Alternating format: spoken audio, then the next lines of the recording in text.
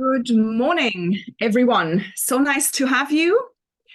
So nice to have a familiar face on the chat as well. Elise, you've been part of my referral network for a long time now. How old is Peter? Is your oldest, right? Yeah, he turned 9 last week, so My nearly God. years. Mind blowing. So actually, let's start there because I find it really interesting how you're an engineer by background, and then as many of us do, when we become moms, we're like, hey, what I was doing all these years with double income, no kids, is no longer sustainable. I want to really enjoy my kids, and I want to be more independent. So, how was your trajectory to where you are now? Yeah, so as you said, I'm an engineer. I'm a chemical engineer by trade, but I ended up working in project finance in Singapore, but for a mining company. And Peter was born, and coming from the mines, we're very like excessively safety conscious. Like you can't walk downstairs unless both of your hands are on the railing, and you can't roll the sleeves of your shirt up. And so we'd only been in Singapore for a year or so before Peter was born. And then we started trying to take car seats in taxis, and just all the alarm bells were going off, and I had heaps of questions. Couldn't find anyone to answer my questions in Singapore, but I also couldn't find anyone to answer my questions in the UK or Australia or America, because we have a really unique set of circumstances here, which is an incredibly high proportion of taxi commuting families. Yeah. We would often have car seats from one country, but we would have a seatbelt system from a different country. Mm-hmm. So I nerded out on it all and researched like excessively, fell down a lot of internet rabbit holes. And then I ended up getting certified in Australia as a car seat technician, and then certified under the American system as a car seat technician and instructor. Okay. And then I suppose our retail offering started off just trying to kind of offer solutions to people like me, who are trying to safely, travel with their kids, whether it's in Singapore or abroad. And then as time grew on, we just kind of kept seeing all of these pain points in the market and kept kind of adjusting our offering to suit. Yeah. Amazing. So I'll say this because you are probably too humble to do so, but the reason why I invited Elise on the call and why we have her on the call very often is that she is really the one person who will save you money. Okay. You are being bombarded left, right, and center by so many people, Instagram channels, and what have you. And it is so difficult to find in that jungle of products what really works for you. And I think, Elise, I love you because you are so no nonsense. And you're like, I totally get it. Money's tight. This is what's going to give you the most bang for your bucks. So this is why, and Elise will take us through the showroom at the end of the call as well, so you can get a feel for what she has and for how it's all set up, and maybe you feel more comfortable and invited to actually book a consult with them so that you can figure out what works for you. The other thing I want to say is that PRAMFOX was previously known as Taxi Baby. So if you've ever gotten into a Grab or whatever, you might still see the old ads for an offer for car seat adjustment or whatever it is, because that's what you were previously doing. You only had car seats pretty much, and you did a lot of education as well with Grab and with KKH, I remember too, to drive this initiative of babies are only safe in a car when they're in a car seat, right? It's so simple, but it's not very well received, that message. Yeah, I mean, Singapore has one of the best like legislative outlines for car seats in the world, and legally you can use the safest car seats in the world in Singapore. This is in stark contrast to somewhere like Australia, whose legislation is outdated. Okay. Those are behind. But the flip side of that coin is Australia has a very high compliance rate to quite a poor law, but Singapore has quite poor compliance to an exceptional law. The amount of times I see people holding their child in the front seat is just astounding. But anyway, I want to move away from that for a little while because today is all about traveling. We all have the summer coming up, summer in our hemisphere, but you know what I mean. Long school holidays, we're going to back to see family. And a lot of you are going to different continents, and that will have implications in terms of we have a long haul flight. How do we manage that? I want to talk about that a little bit. And I want to talk about car seats too, because what's registered or sorry, what is allowed maybe here may not be allowed in Brazil or whatever. So but as always, we are here to answer your questions. So that always takes priority. So if you have something that you want to ask Elise, please put it in the chat and we will then get to it as soon as we get a moment. Okay. So I want to start off because this question comes up all the time in the WhatsApp groups. You know how when we fly cattle, as in economy, which, you know, with kids, and travel post-COVID has become extortionately expensive anyway. Our kids are outgrowing those bassinets very, very soon. You know, they don't last there a long time. So then we're left with an economy class, with an economy seat. And there are these extenders, right? There are multiple products, and I'd like you to introduce them that make the seat a little bit longer so that the kid can sleep and lie down comfortably and hopefully get a good night's sleep on that long haul flight. So what are the products out there and how well received are they by the airlines as well? So there are generally three categories of these products. There's the inflatable cushions, which fill up the entire space of the floor of the footwell. Then the second type is like the mechanical products that kind of like you almost like build a little structure and then lay a mattress out over the top of it. And generally the third type of product is one that hangs or is suspended from the seat in front. That third type of product hasn't aged well. I'm not aware of any airlines obviously accepting it, and a lot of airlines are actively like they'll see it and they'll say, sorry, you can't like interfere with the seat in front of you, or and so really that just leaves the inflatables and then the mechanical sort of expanders with a mattress. Mechanical is that suitcase that you drag along? Yes. Yeah. The toddler can sit on, and yeah, okay. Yeah, and I mean, price-wise, there's a really big difference between them. Functionality when you're actually in the plane is not hugely different between them. They're both there to do a very specific job, and they do that job serviceably. But they have quite a different function when you're outside the plane. So, you know, an example of the mechanical product is the bed box by Stocker, which was originally a Jet Kids product. Mm-hmm. And that does heaps of extra work outside the plane because you can ride on it and you can store stuff inside it. The downside to that is it will always be big, like it will always be that size. You will have that extra piece of luggage. And then in the other product category, which is the inflatables, like an example of that would be Plane Pal. Now this one is like, it doesn't constitute a second piece, like an extra piece of luggage. It performs no function when you're outside the plane, but it similarly doesn't take up an extra piece of luggage. Mm-hmm. The airlines are a lot more aware and open to these products than they were when they launched. Mm-hmm. You'll often find that each airline will have a traveling with children website, and like that will accompany their sleep devices policy. It will cover their car seat policy.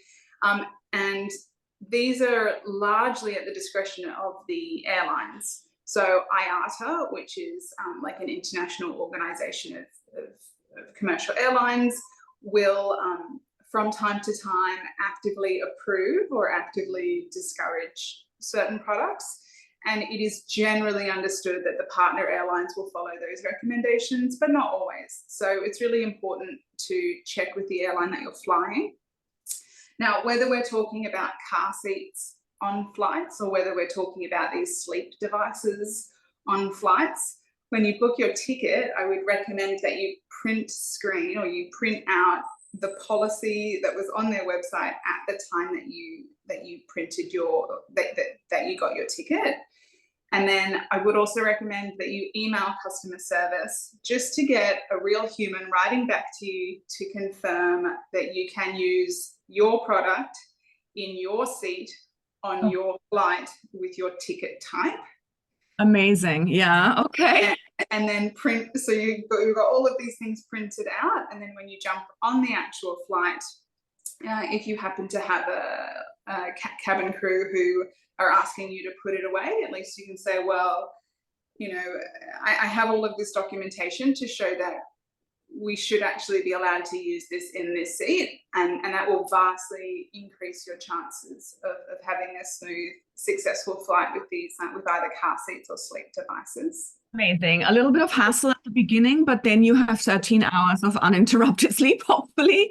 So what are the tips? I mean, are there certain seats that are more likely for those products to be allowed? Is it always the window seat, I'm assuming, because nobody has to, you know, jump over that device? Yeah, exactly. So when they started like actively allowing these sorts of products, they did risk assessments and safety assessments. And so the products cannot impede the egress of any passengers. So sometimes they may not allow you to use, like, let's say you've got 3 seats and you've got 2 kids, one on the window, one in the center, and then you're sitting in the aisle position.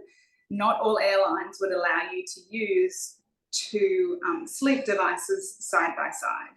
Okay. The other consideration is on very specific flights, or very specific planes.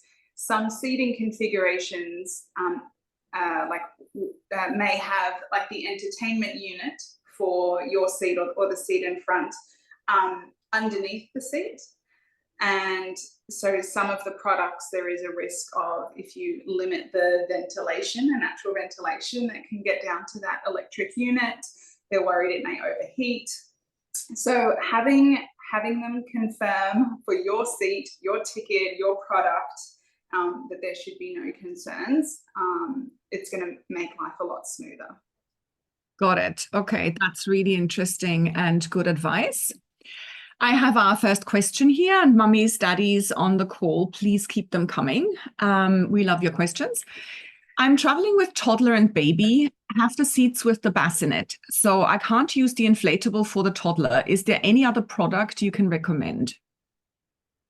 The first point would be to really challenge that assumption that you can't use the inflatable. Just so you would want to double check with the airline. The inflatables are designed, I'll talk about PRAMFOX specifically. So it looks almost like a T shape. So it's quite long on the top, and then it steps into a smaller panel. And that's intentional to allow you to fit that inflatable into 3 different seat types. Okay. So if you're flying Singapore Airlines economy, you put it in sort of the way it's pictured online, with the long T kind of on top, and it just fits in the floor well.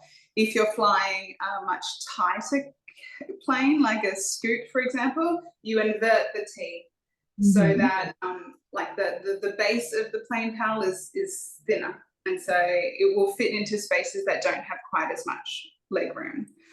And then the third way is, if you happen to get one of the bulkhead seats, which is right at the front and there's no seat in front of you, you can rotate the plane panel 90 degrees, so it's a long ways. Now, depending how much space there is in the bulkhead, you may find that you need to, you know, like shove a bag at the end of it so that, you know, it's not sliding around. But similarly, because there are no wheels on the bottom of the plane panel, it tends to drum up enough friction for it to stay where it is, even if it's not completely using up all of that space. Of course, one downside to with some airlines is, if the seatbelt sign turns on and you have a bag at your feet in the bulkhead seat, sometimes they will ask you to put that bag up the top. So it's really critical to double check what your airline's policy is specifically pertaining to those bulkhead seats. What will happen when the seatbelt sign will turn on, sorry. So that would be the first thing, is to really double check that you aren't, you know, like was it an assumption that you couldn't use inflatables in that seat? You know, and if so, then maybe really challenge that assumption. And then the second thing to consider is can you take your child's car seat on board? Mhm. So there are largely two types of airline approved car seats. So if you have an American car seat, then you would be looking for its FAA approval. And the FAA approval is very vague and very hard to find. It's a single sentence that doesn't even say FAA. It just says something along the lines of, this child restraint is approved for use in motor vehicles and aircraft, full stop. Okay. How do I find out that I have a US car seat? The easiest way to check is if mostly US car seats will have a chest clip. Mhm. And that's something that's usually quite unique to American car seats. It's not foolproof, but you can check your manual as well to see where the certifying body was. And if it mentions the FMVSS, which I might get this wrong, but like let's suggest it's the Federal Motor Vehicle Safety Standard, then that's an American organization. So if you've got an American car seat, you'll be checking to see if it's FAA approved. And if you've got a non-American car seat, that doesn't mean you cannot use it, but it definitely means it won't be FAA approved. And so it means that you are checking the car seat policy of your airline to see what they determine. Okay, now, for example, I don't want to quote which airline this is because they do tend to change their policies regularly. So it may not even be accurate now, and especially not in the future. But an airline, for example, said you can use any European certified car seat on our flight. Okay, they didn't even mention the FAA. So in that scenario, you would need to be looking for a European car seat. Now, while according to the airline's policy, you could use it regardless of what the manufacturer says. If you check a lot of the manuals of your car seat, they will state whether the manufacturer is happy-feety or has tested and has approved for this car seat to be used on an aeroplane. So that was a very long answer, but the short version is if you can't use seat extenders, then I'd look really strongly at a car seat. So car seat, that means I want to dig in a little bit because I'm not sure mummies must necessarily be aware. What types of car seats are possible to be used in that scenario? Because I'm guessing that the very heavy ones with the base that you need to clip them to, they're not the ones that we can use on the plane. So which ones are we looking at that might be a possibility here? So it could be rear-facing only car seats. It could be rear and forward-facing car seats, but it could never be a booster seat. Mm-hmm. Other thing which you've mentioned is it cannot be a car seat which only has ISOFIX as an installation option. I mean, there's a new car seat from Nuna, which has got a revamp. So the Urban, which had launched last time we chatted, has had a revamp. Now the Urban cannot be installed in a car with a seatbelt, but it can be installed in an aeroplane with an aeroplane seatbelt.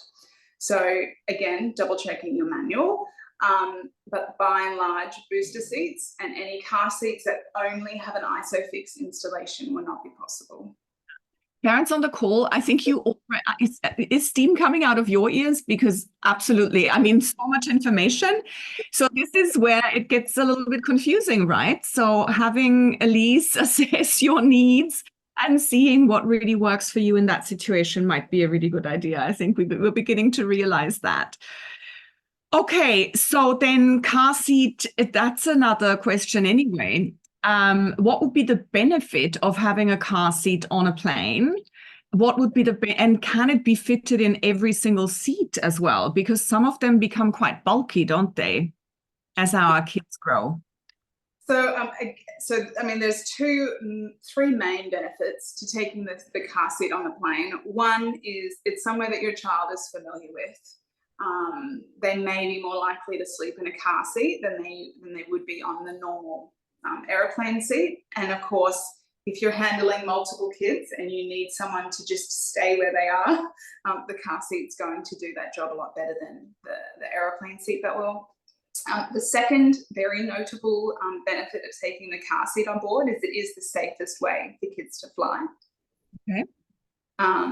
So they've done, so like part of the either the FAA or the European version, which is the TUV, the TÜV approval process, involves inverting the plane seat with the car seat attached and having a crash test dummy hanging there for a period of time to see if the child falls out or not. Third element is you have avoided checking in the car seat, and checking in the car seat kind of hands it over to baggage claim, especially if it is not in a box. Any of these awkward sized baggage items tend to be a lot harder for them to lift. They might fall off baggage carts. And so the risk of damaging the car seat is quite high. Now, this is not the same as damaging a pram or a travel cot, which is very inconvenient. Now we're talking about potentially compromising a life-saving device that you have for your child. I think I want to talk about that because a lot of moms, we haven't talked about that in a while, I think, is what does compromise? I mean, talk about what a car seat is made from and what the elements are that could potentially bring down the quality of that material, because we've talked in the past too about cleaning and so on, and heat and falls and so on. And the fact that all of these things, you don't necessarily see that from the outside. And why is it so important to know or not to let baggage handlers handle your device, your car seat? So, I mean, if you are going to check your car seat in, we always recommend you check it in a box. The easiest way to go about that is whenever you buy a car seat and you receive it, to take the box, flatten it, slide it under your bed, and then just keep it there for any time that you need to travel. You can just reconstitute it with paper masking tape, so you don't even need scissors to cut it. And then you can check it in. The box itself will be quite protective of the car seat because, like, if it is dropped, the box itself will crumple, but it will usually keep a lot of the impact force away from the car seat itself. And the second benefit of using a box is if your car seat has been through World War III, you will see that written all over the outside of the box. Whereas if it is bagged, it is not always visible or obvious that it's had damage.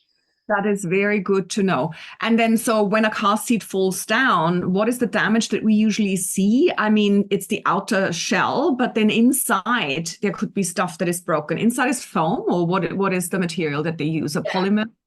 So largely, most car seats are made from an energy, like an energy absorbent foam. It looks like styrofoam, but it's not the same as styrofoam. And then they'll have plastic, and they'll often have metal in there as well. And so the structural integrity of the seat is critical to how it's going to be able to perform under 6 Gs in that crash that no one is expecting. And so there can be hairline fractures, there can be like genuine cracks in the foam, which can inhibit the foam's ability to then disperse the energy throughout the car seat. They can often localize the energy. Then you can have, you can have damage to the metal components, you can have weaknesses in the plastic itself.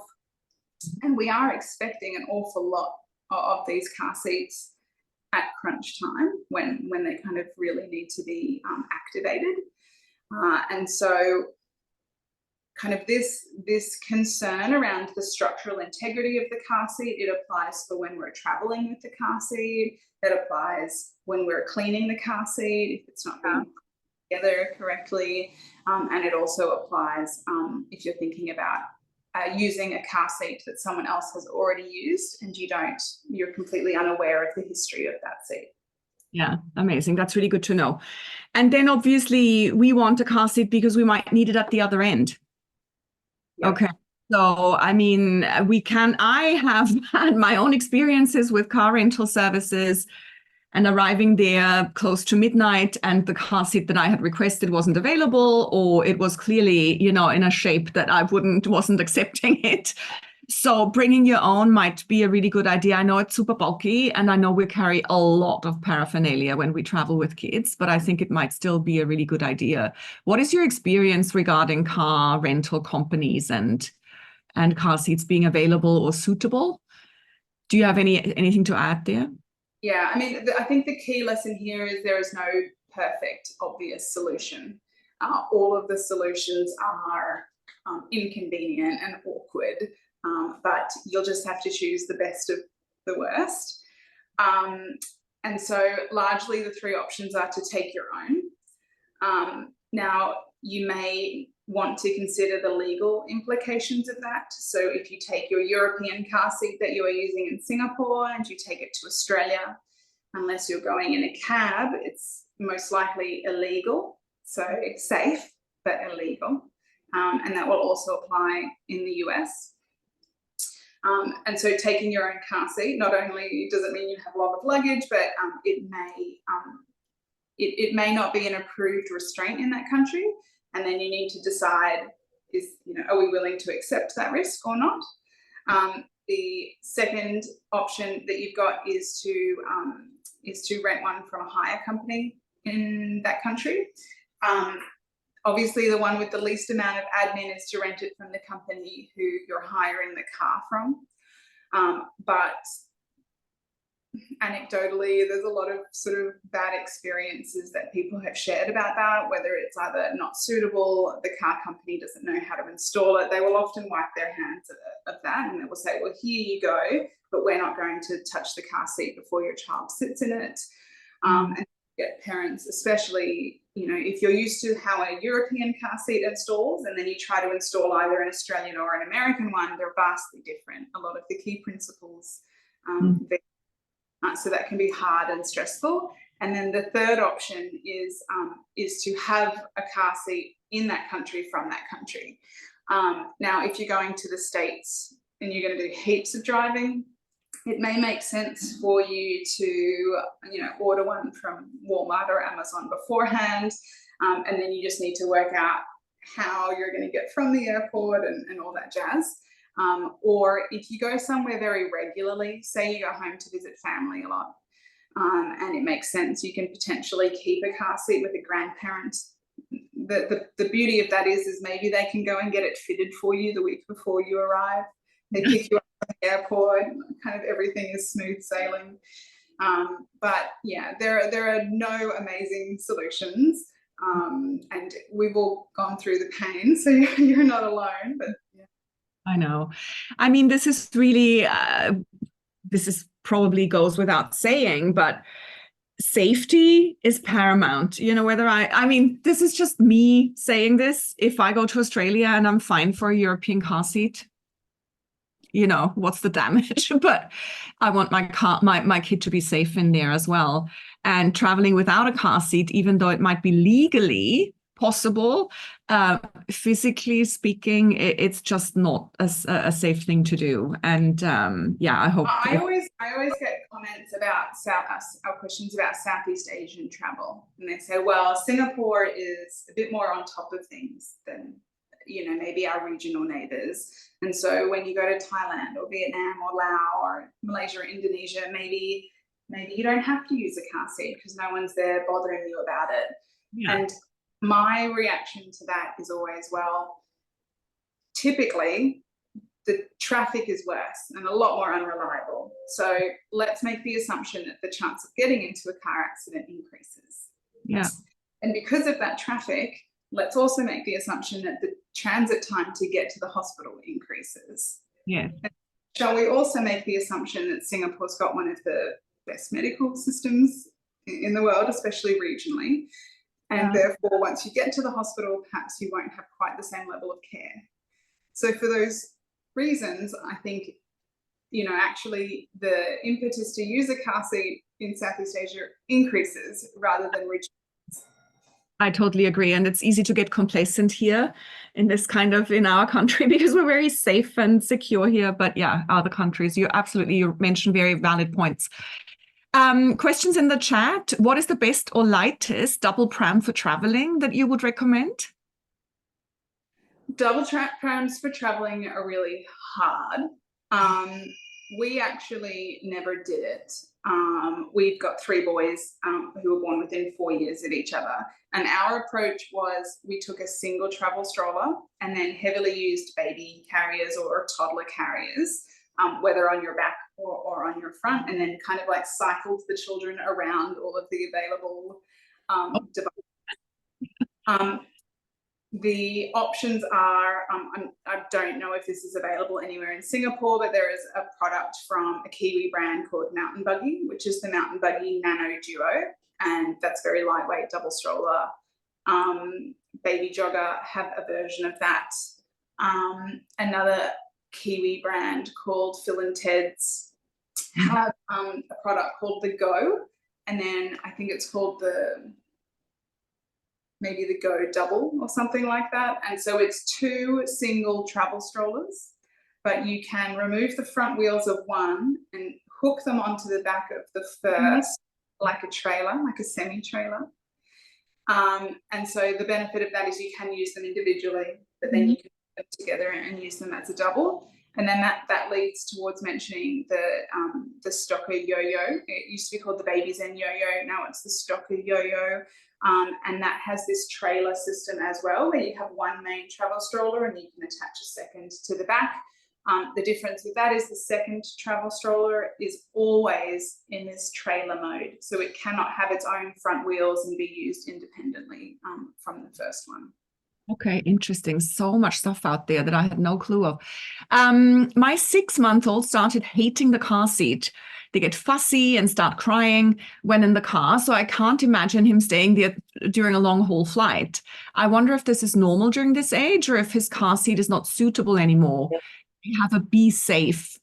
Or are there any other tricks to make baby more comfortable? Okay, so good question. Firstly, yeah, let's double check that the seat is set up age appropriately for him. So the newborn insert that is in the bottom of most car seats needs to be removed around the 2-month mark. So if that is still in there, a lot of parents think that well, it gives more padding, so it must be safer and more comfortable. I'll keep it in as long as I can. And that's usually not the case. It usually makes it less safe and less comfortable. So make sure that you've removed that. And for the Be Safe particularly, it has like a head adjustment, a head cushion adjustment, which will bring the shoulder straps with it. Some people haven't found the lever to adjust that. If you go around to the back of your car seat and you pinch open a little trap door, you will see a lever in there. So make sure that you have adjusted it so that it fits him nicely. The shoulder strap should either be in line with his shoulders or a tiny bit below his shoulders, but not much below his shoulders. The second thing then to think about is when it's in your car, 2 questions. Are you using it on a base? In which case the recline level is fixed. But if you are not using it on a base, you do have an option to sit him a little bit more upright. And at 6 months, it may be that he wants to sit a little bit more upright. And on a plane, you can definitely do that. You can adjust the incline of the car seat before you tighten the seatbelt. And then the second question in the car is, are you always in the front? Or sometimes are you sitting beside him? Because in a plane, you'll be sitting beside him. You'll pretty much be face to face. And so do you think that that would kind of increase your chances of him being chill? Amazing. Thank you. That was a really comprehensive answer. If it didn't answer your question, please send us a follow-up. Advice for a 1-year-old toddler on a long flight, please. We're heading to Shanghai, 5-hour flight. That's not long, darling. I've got flying 19 hours to San Francisco or New York or whatever. But yeah, what are your top tips? I mean, 5 hours, potatoes. 5 hours might be very long for someone and not for others. But what are the top tips? Like, how do you keep them occupied? Another thing is when to book that flight. Like, is a night flight better potentially because they're sleepy and they might sleep through it? Or do you find that day flights are easier because then you can manage them and you have good energy to manage their whatever their emotions are? I've always found for my family day flights work best. we have tried night flights, and like the risk of a kid being bored and painful on a day flight is high but manageable. The risk of them not sleeping at all overnight, I think is a much greater kind of complication to the rest of the holiday. And also I'm rubbish then for the next few days. So for us, day flights have always been a great one for us, but a lot of families will swear by night flights. I would think about when nap time is and make a decision whether you want to actively avoid nap time or whether you want to attempt to do nap time. If he's still breastfeeding, you may find that nap time is a great time to fly if you're able to feed him to sleep, for example. I had a friend who swore by this trick where she never let the kids know that they could touch the floor of the plane. And so, because she didn't want to be like doing laps of the aisle. So the kids were in the seat and they kind of go on the ground. She'd be like, oh, you know, don't do that. And for her that worked, and it kept everybody in the seat. For me, especially if there's just one kid, I really don't mind doing laps of the plane. Of all of the possible nightmares that could occur, I think that's a pretty light one. I don't mind having to walk around for hours. Yeah. And then maybe also, you know, you'll know better than us about how he is with sensory elements. So, you know, if he is interested in playing with toys, I would take some small toys, but only bring out, you know, like let's say you bring 5 toys, so you only bring out 1 an hour. Let's say maybe you bring 10 toys, if you can fit small enough toys, and you bring 1 out every half hour. You know, make sure that your snacks are different and that you're introducing them not all at the beginning. You should be able to see them all. Yeah, like I think 1 is a bit young, but who knows? But I like to kind of do a bit of a TV and screen drought for a week or 2 before a flight, and then, you know, if I mean, like, I'm not a big TV person anyway, but I will totally accept it on long haul flights if it keeps the kids a little bit more sedate. Yeah, we definitely have to be creative and have our wits about us. But often we overthink it. That's what happened to me. I was majorly stressed over a flight, you know, 13 hours to Europe. And then I found that actually they sleep through pretty much with the white noise that's going on and so on. And our flights they tend to be late at night, so they're quite tired already, so they just crash. The hardest was getting them into the plane because they were so tired. You had to lug them around and the luggage and all of that. But anyway, you can do this. Yeah, 5 hours, I think it's a great like introductory long haul flight. Like things could be a lot worse. Even if the whole 5 hours is the worst 5 hours of your life, it's 5 hours. Yeah. And then it's over. Yeah, very true. And that brings me to the point lots of people always ask, is it better to have a direct flight, or do we want a layover where we can stretch our legs in between? I've tried both. And I can only say, for me, the direct flights, they work the best, because otherwise it's, you know, as soon as you have settled them and the meal service has ended, then finally they can get to sleep. And 2 hours later, they're woken up because now it's breakfast and snack and whatever, and bang, bang, bang. And then you drag them through Doha airport and there's nowhere to sit. It's like a massive nightmare at 4 o'clock in the morning. Not recommended, but everybody's different. Okay, next question. What's a great stroller for traveling with a newborn that can last for a while? Our baby is due in October and will be traveling regularly from December 24th to June 25th for weddings and to see family. So there's a couple of options here. The one that will, like, one of my favorites is still the Baby Zen Yo-Yo. It was the first, and I still think it holds a really important place in the market. The big difference with the yo-yo is it gives you will get 2 different pieces of fabric. So 2 different, they call them seat packs. And so what it allows you to do is have an incredibly fit for purpose solution for the first 6 months, and then an incredibly fit for purpose solution after the first 6 months. And the alternative to that is you get like a combination product, which is a little bit awkward here and a little bit awkward there. So I like the yo-yo. It's also going to be most accepted on airlines because it's been around for the longest and it's immediately cabin sized. Outside of that one, then there are largely two categories for travel strollers. There are what are called cabin sized strollers. And when you fold these ones up, they are immediately cabin sized. And then there's what's called a cabin friendly stroller, which is perhaps more functional for everyday life. Because, you know, the wheels tend to have a wider wheelbase. It's got more basket capacity. They tend to be a bit more robust and stable.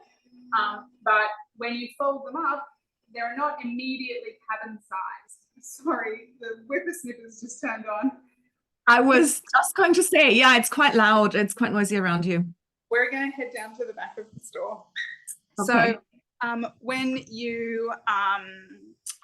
you do want to travel with a cabin friendly stroller, you will need to take a moment and fold it down a little bit more. So you may have to take off the grab bar. You may have to take off the rear wheels, which are usually very easy, quick release wheels. So there we go. So of those two categories, the ones that are newborn suitable and cabin sized are the Cybex Koya, and of course the Baby Zen Yo-Yo, and then and the Jules Air. And then on the cabin friendly side would be the Upper Baby Minu and the Nuna Travel. So cabin friendly means you're taking them on the plane? No, you're taking them to the plane, and you have to take some extra steps after you've folded the stroller to make it smaller, and it will tend to be cabin sized. Amazing. Okay, great. I have another excellent question here. And this is about putting cooling mats in car seats or strollers. Do they impact the safety of the car seat? If it cannot be used, how do we prevent baby from overheating in the seat in hot weather? Clever question, because this is Singapore. Yeah. Okay, there's a few elements here. So the first thing about safety is, should you be using it when the car is moving? And the answer is very much no. And the reason is twofold. One is it can adjust the baby's body position relative to the restraint system car seat offers. So it's perhaps changing the way that their body sits relative to the harness, or maybe it elevates them a little bit out of the protection zone. So no, not when the car is moving. The second problem when the car is moving is the car seat is very intentionally fire retardant. If all of the adults in the car are unconscious, it's imperative that the car seat's not flammable. And adding anything that didn't come with your car seat, like cooling mats, cute liners, all that kind of stuff, can increase the flammability of the car seat. Now, when we're outside of the car, if the child is older, has good head control, good core strength, in theory, you could be putting the cooling mat in there just kind of when you're around town in between taxi trips. But then you need to be prepared to whip it out when the cab arrives. However, if it's a newborn, I wouldn't recommend it, because again, we're potentially adjusting the baby's position relative to the rest of the car seat, and it may make them more likely to slump into the seat. It may push their head further forward than we want to. So you'd want to be very sure about the baby's posture in the car seat.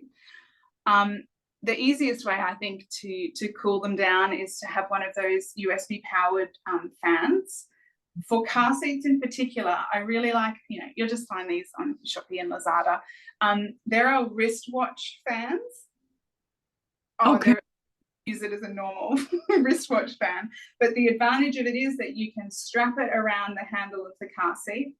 You could have two on if you wanted. I think they even work great on strollers, because then there's, while our official recommendation would be to definitely remove the fan when you're driving in the car, because you don't want anything to become a projectile. If you have forgotten, or if you have it on your stroller and you go to fold your stroller, it reduces, like it's unlikely that the wristwatch fan, which you've fully buckled around, is going to as easily come off. Okay, amazing. I didn't even know that existed. Crazy. That's actually a good idea for birth as well, because you can strap it onto the bed and then the mom can have to blow off the fan. Love it. Okay, is the Doona a safe travel car seat and stroller for short stints? The Doona is what they're calling a 2-in-1 product. So it's effectively a car seat with integrated wheels that don't come off. And so it has this sort of stroller function. Now, we never recommend, so there are downsides to excessive car seat use, and the Doona can sort of encourage or make it easier to sort of fall into the pitfalls of excessive car seat use, because perhaps you end up using it as a stroller more often than you would have otherwise used a car seat. So a few things to consider are the age of the child. So the two main problems with excessive car seat use, one is the baby's posture in the car seat. So over time, their torso will compress. And so that's why every, hour or two, it's really important to get them out of the car seat, reset their posture before going back in. Now, this particular element diminishes as they age and their core strength increases. The second downside to or risk of excessive car seat use is it can lead to flathead and delayed development.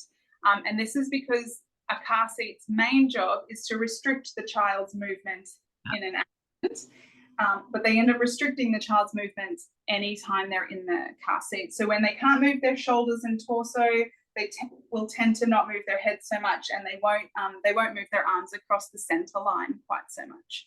Okay. So all these things considered, you then want to think about maybe run through what that holiday would look like with the Doona, and then again run through what that holiday would look like if, say, you had a separate car seat and stroller. So if you think that the holiday will be heavily taxi dependent, then you could hypothesize that even if you had a stroller and a car seat that could come apart, you'll need to be taking the car seat on every single outing, and therefore the child will be in the car seat for every single outing, in which case the difference between a splittable combination or the Doona is really marginal.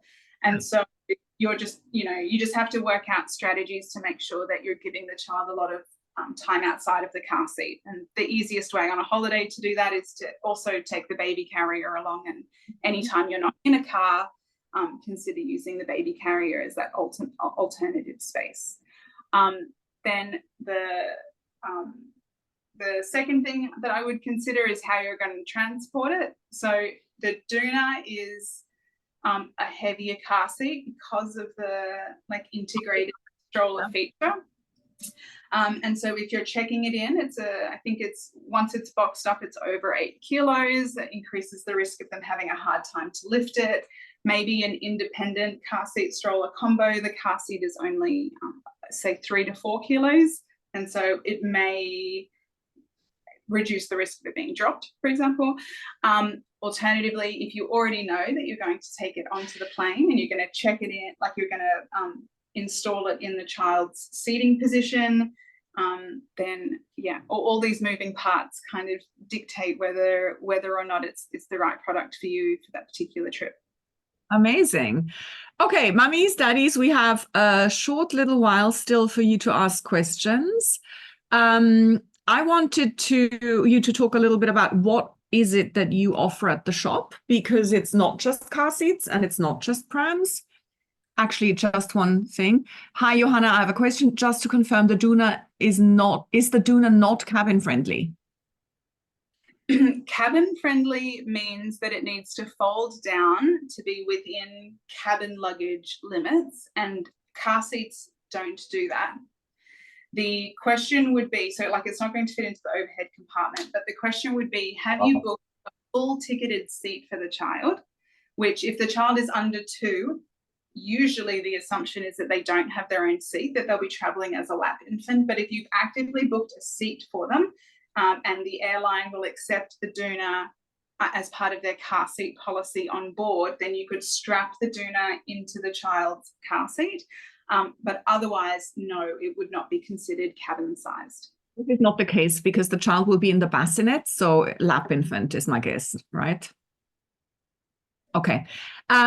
Okay, sorry. Coming back to, we're still available for your questions, though. Okay, but just wanting you to talk about all the products that you offer and the service that you offer, and also the service that you have for pumps and parts and all of that, and the same-day delivery and blah blah, because that's really important for some moms when they're in a hurry to get something. Yeah, so I'm a minimalist naturally, which is not the normal natural state for a salesperson. So we sort of specialize in the way that we work with parents here. So before expectant parents come in, we actually have them do a very fun, a very interactive lifestyle assessment.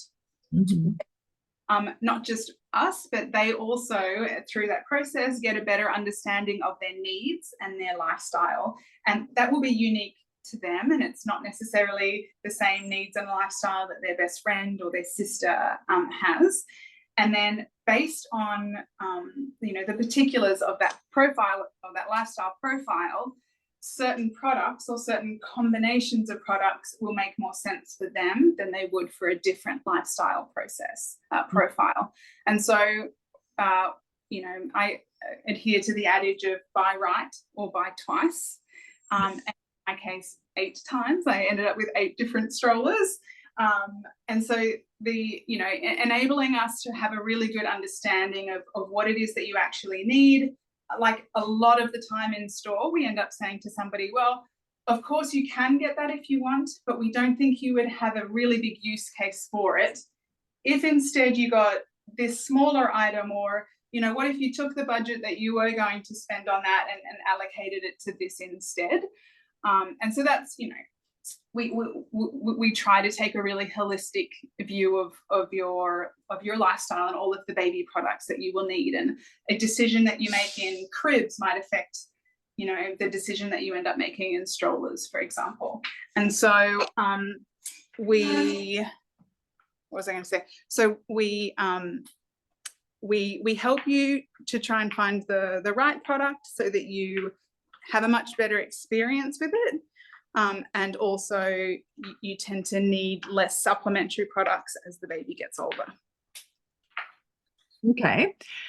And so here we see car seats. Show us around a little bit. I'd love. How do I flip this? All right. So when you come in. Sorry, PRAMFOX is in Raffles Arcade, just so you know. Yeah. So when you come in, you'll have completed your assessment. When our consultant is available to come and see you, because she might be with a previous couple, will come in. We tend to start by chatting about breastfeeding, breast pumps, that kind of thing. Most of the stock that we carry is at our Changi warehouse, but for breast pumps and parts, we keep it all stocked here so that we can send it to you urgently. One thing that we put a lot of effort into is stocking the flange sizes for Spectra. So we've got 22 sizes of flange. Amazing. And then we'll tend to talk about baby wearing. One thing that we do is all of the baby carriers bought from us include video call support, like a fitting service. So when you're at home or still in hospital with Bub, we'll be here with our baby and you'll be at home with yours, and we will coach you through safely and correctly using that. Amazing. But you don't offer a rental service, like a test drive? No. I think that's a really good, Elise. Maybe you want to consider. And then we'll move on to car seats. So we've got car seats that are specifically for taxis, some that are specifically for cars. Mm-hmm. And then as we keep going through, we've got like complete nurseries set up. So this is a British brand called Snooze. This is a Belgian brand called Qua. This is a French brand called Charlie Crane. And then we move into the stocker section. We've got a French American brand called Earth, another British brand called Gaia, and we've got baby Bjorn, this Yeah. grandbaby Bjorn. And then we come into the strollers. So the strollers on this side, these strollers are optimized for handling. So they've got, you know, solid chassis, good suspension, big rear wheels. And then the strollers on this side of the room are optimized for weight. So they will tend to have smaller wheels, but they will be a lot lighter to lift. And we've got our 1-year-old baby that will pop into your stroller to see how it feels when you push it around. We've got some shopping that you can put into your stroller. And we bring out a bit of terrain as well for you to drive over to get a bit of a feeling of how the stroller works. So once you've given it a good drive, then we'll see how they take the car seat that you chose, and we'll see how they take the we'll see how they fold up, and at the end of the day, really, then, you know, we may have suggested some particular products that more obviously were suited to that couple's lifestyle profile, but at the end of the day, it's the couple who've really put the stroller and all the products to the test, and whichever one gives mum a bit more confidence to go out by herself is usually the winner. Amazing. That's great. I love what you've done with the space. It's just such beautiful designs. It's Hay Montgomery who helped you with Sam. She's absolutely beautiful in setting up nurseries. So if that is something that you're considering and wanting help there, she's really good as well. So yeah, any last questions, mummies? Let us know. In the meantime, I want to let you know that we've got a little bit of a giveaway for Mother's Day this week as well. So we're giving away a free consult for all your prenatal needs, figuring out what your options are and so on.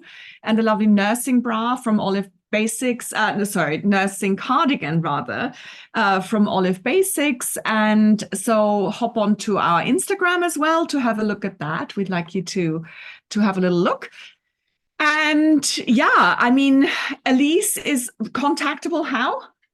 Yep, so you can find us on email, WhatsApp, or Instagram. Our Instagram is at buckleupforfoxsake, or PRAMFOX.com.